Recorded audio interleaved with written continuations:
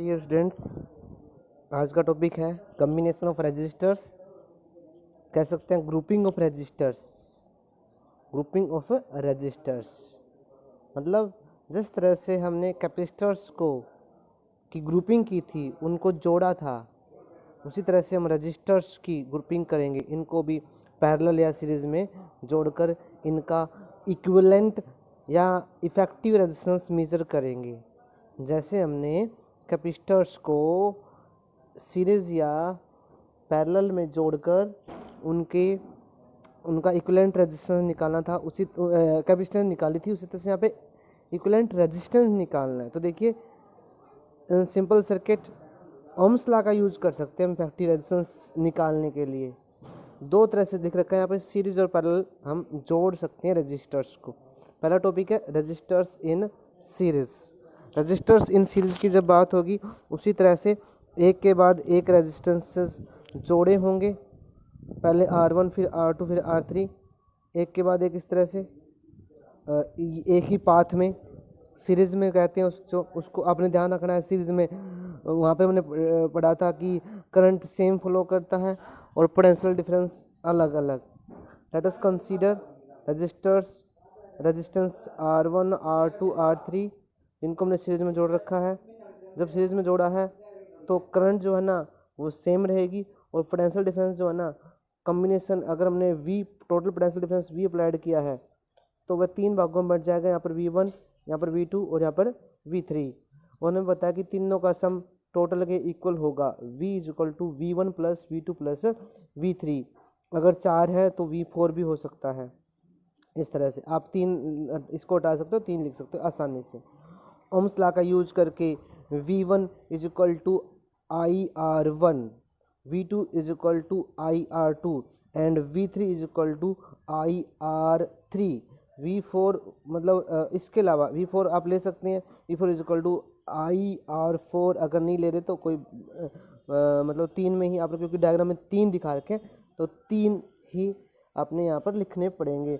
इसके अलावा जो मेन बात है कि अगर इन रेजिस्टेंसेस की जगह पर एक अकेला रजिस्टर होता जिसका रेजिस्टेंस RS होता और उतनी करंट फ्लो करती, उतने पोटेंशियल डिफरेंस अप्लाइड करने पर, मतलब ये अकेला जो है ना इन तीनों का काम कर रहा है, तो इसको हम इन तीनों का इफेक्टिव या इक्विवेलेंट रेजिस्टेंस कहेंगे। तो उसके लिए हम ओम्स लॉ अप्लाई करेंगे। V टोटल है, V is equal to IRS। इन सभी को इस इक्वेशन में पुट करेंगे। ध्यान रखना आप लोगों को कि आप V4 को ड्रॉप कर सकते हैं, यहाँ पर जो 4 वाले टर्म है उसको ड्रॉप कर सकते हैं। हमने 3 ही रजिस्टर को ही कंसिडर किए थे, अगर 4 कंसिडर करते हैं तब ही आप R4 और V4 लीजिए। तो इस तरह से जब इन वैल्यूज को आपने इस इक्वेशन में पुट किया तो IRS is equal to IR1 plus IR2 plus IR3 and so on, IRS भी कह सकते हो। तो I कॉमन आगे कट गया तो हमारे पास क्या रह गया, RS is equal to R1 plus R2 plus I3। तो हमने देखा कि सीरीज में क्या हो रहा है, यहाँ पे लिख रखा है इक्विवेलेंट रेजिस्टेंस, इक्विवेलेंट या फिर effective of number of resistors in series connection is equal to the sum of resistance of individual resistors. अकेले रजिस्टर्स के रेजिस्टेंस, अकेले के रजिस्टर के रेजिस्टेंस के सम के इक्वल आ रहा है। और यहाँ पर हमें पता है V जो है ना R के डायरेक्टली प्रोपोर्शनल है, क्योंकि I तीनों जगह सेम रहेगा। ध्यान रखिएगा, जब हमने कोई भी पोटेंशियल डिफरेंस अप्लाइड किया है सीरीज कॉम्बिनेशन में, तो वहाँ पर जो R है, जो पोटेंशियल है, वो कैसे बंटेगा, वो रेजिस्टेंस के अकॉर्डिंग बंटता है। लेकिन पैरेलल में क्वेश्चंस में समझाऊंगा, आप क्वेश्चन में समझ में आएगी आपको ये बात। पैरेलल में क्या होता है, पोटेंशियल डिफरेंस सेम होता है। और जब पावर की बात आती है तो पावर की बात हम आगे पढ़ेंगे जब पावर पढ़ने के बाद।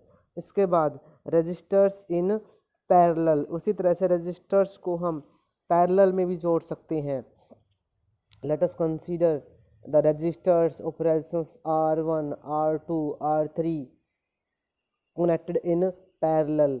मान लीजिए V पोटेंशियल डिफरेंस हमने कनेक्ट किया है, तो ध्यान दीजिएगा यहाँ पर जो V है ना वो मतलब सेम रहेगा, क्योंकि ये दो पॉइंट है। इन दोनों पॉइंट के बीच जो है ना पोटेंशियल क्या होगा, सेम होगा। इस वजह से चाहे रास्ता कुछ कोई भी हो, पोटेंशियल डिफरेंस यहाँ पर V ही रहेगा।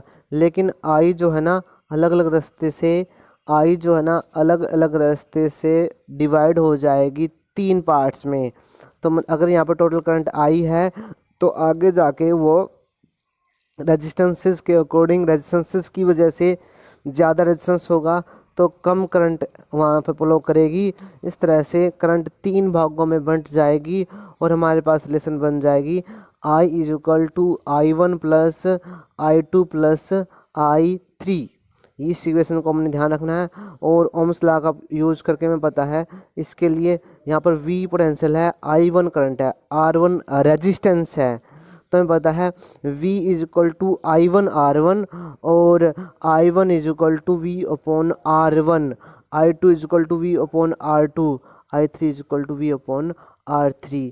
अगर इक्वलेंट है ना वो RP है तो क्या हो जाएगा, I is equal to V upon RP हो जाएगा। I is equal to V upon RP। RP क्या है, तीनों की जगह पर एक रेजिस्टेंस जो तीनों काम करता है। मतलब टोटल करंट I जो V पोटेंशियल डिफरेंस अप्लाइड किया तो I करंट फ्लो करेगी। अब अगर हम इन वैल्यूज़ को इस इक्वेशन में पुट करते हैं तो हमारे पास क्या हो जाएगा, V upon RP is equal to V upon R1 plus V upon R2 plus V upon R3। V सब जगह से कॉमन आके कट जाएगा यहाँ पर जैसे आपको दिख रहा है।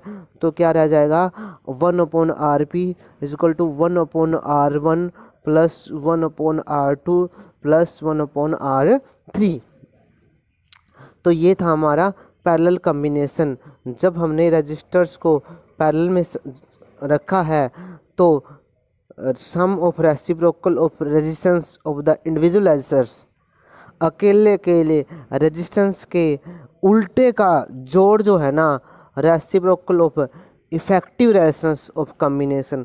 इफेक्टिव या इक्विवेलेंट रेजिस्टेंस या फिर इफेक्टिव रेजिस्टेंस के उल्टे के इक्वल होगा। देखिए यहाँ पे लिख रखा है, अगर दो है मान लीजिए हमारे पास 1 upon R1 plus 1 upon R2 is equal to 1 upon RP।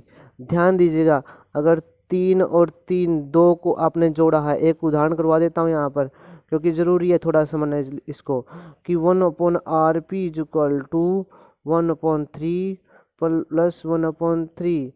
LCM कितना आ गया, 3 आ गया, ऊपर कितना आ गया 2/3। 1 अपॉन RP की वैल्यू जो है ना वो 2/3 हुई है, ध्यान रखना। तो यहाँ पर एक चीज़ का ध्यान रखना, RP जो है ना 3/2 होगा, उल्टा करना मत भूलना इसको। यह गलती बहुत ज़्यादा करते हैं बच्चे। इस तरह से अगर 3 को दोबारा नहीं, अगर 3 को हमने सीरीज में जोड़ा तो वहाँ पे क्या होगा, वहाँ पे तो सिंपली क्या हो जाएगा, 3 + 3 6 ओम हो जाएगा।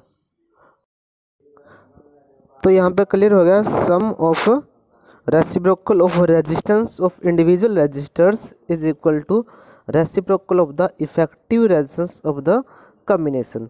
सेम पोटेंशियल डिफरेंस अपीयर होगा अक्रॉस ईच रेजिस्टेंस क्योंकि पैरेलल है। ये तो पैरेलल में हमें पता ही है दो पॉइंट्स के बीच, लेकिन जो करंट है वो रेजिस्टेंसेस के इनवर्सली प्रोपोर्शनल जो है ना डिवाइड हो जाएगी रेशियोज में। और पावर कंज्यूम रेशंस पी जो है ना, पावर जो है ना वो 1/R के डायरेक्टली प्रोपोर्शनल होगी। ये बातें हम पावर पढ़ने के बाद ही पढ़ेंगे। यहाँ पर दो बातें आपने ध्यान रखनी है और सीरीज और कॉम्बिनेशन, पैरेलल कॉम्बिनेशन में आपने अच्छे से समझना है। और जो मेन पॉइंट है मैंने बता दिया आप लोगों को कि 1/RP जब पैरेलल में जोड़ते हैं, 2 ओम को पैरेलल में जोड़ा तो क्या होगा, ये तो आसान है, 1/2 + 1/2, ये तो 1/1 हो गया। यहाँ पर तो 1/RP जो है ना 1/1 हो गया। तो RP की वैल्यू क्या है, 1 ओम होगी। लेकिन अगर मान लीजिए 4 और 4 को जोड़ा है, एक तरह से 4 ओम और 4 ओम को जोड़ा है पैरेलल में, तो 1/RP is equal to 1/4 plus 1/4, 4 LCM आ गया 2/4, 1/2 आ गई वैल्यू इसकी। तो 1/2 जो आई है ना वो 1/RP की आई है। आरपी की वैल्यू क्या आएगी, आरपी की वैल्यू 2 ओम आएगी। इस तरह से उसको उल्टा करना मत भूलना। इस वीडियो में बस इतना ही।